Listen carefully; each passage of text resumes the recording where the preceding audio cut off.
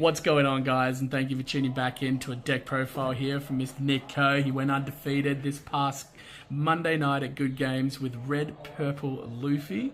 So take it away, man. Let's see the profile. Well, yes, I think everyone knows a bit of Red Purple Luffy at this point. Big shout out to Gioni, who won like 2 back-to-back regionals, I believe, with the deck. I thought it was pretty strong looking at it. Made some changes, wanted to be a little bit greedy with some of the plays. So we'll start over at the corner over here. The most important cards of the deck. All the RAM cards. These cards are the reason why the deck becomes very powerful. And if you don't have them in your opening hand, I would mulligan. They let you go ramp on turn 2 and 1 if you're playing Jack, which is why I'm being a little bit greedy. To let you go into your late game curve. Also over on this side, just ways to stay alive. The blockers. We have 4 Queen, 2 Laws, and 4 Wires. Pretty self-explanatory on these cards. Synergize pretty well with your leader late game. Stack a Dawn, filter cards, and then get it back with your leader. Just above there, we have 2 Yasopes.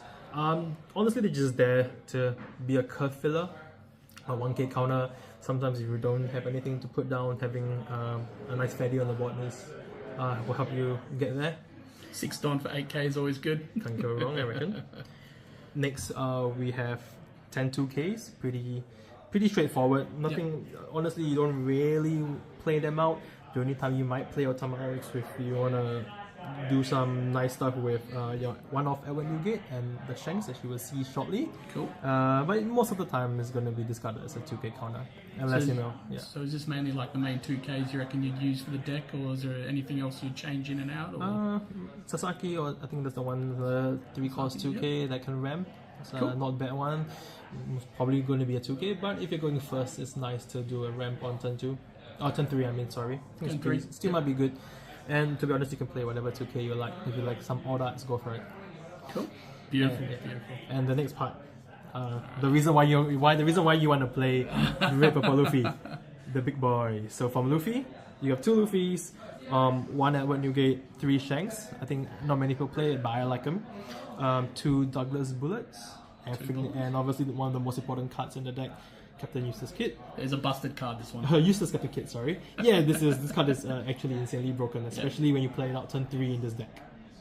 Yeah, so just the best curve in the deck, obviously, if you go second, turn 2 you play one of the RAM cards.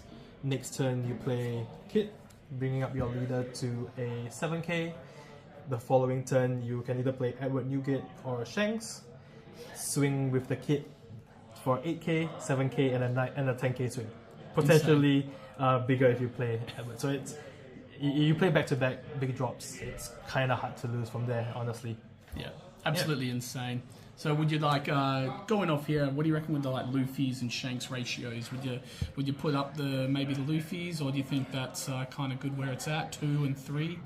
If anything, I would drop one of the Douglas Bullets. Maybe drop one of the bullets for another Luffy. Back to 3 Luffys. I think the card's actually really insane. The trigger is the on-block trigger for it is very game-changing. Like when you play it down and just swing with a leader, they take it.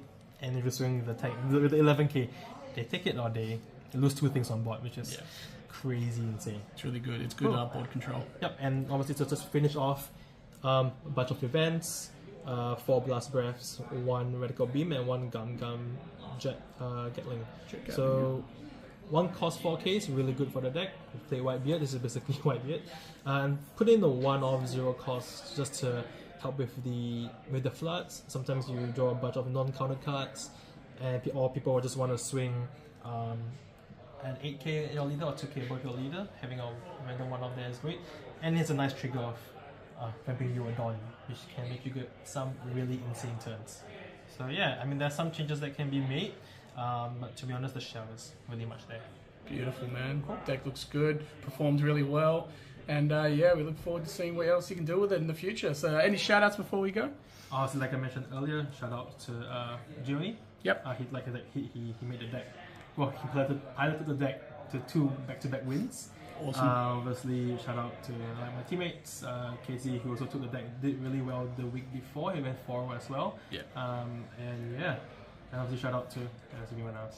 Everyone else. Yeah. Beyond Odyssey, Beyond Eternal Odyssey. Magic, Eternal Magic, yeah. TCT, everyone there. Thank you so much for your support, guys. Really appreciate it. And we will see you back on the next one. Cheers.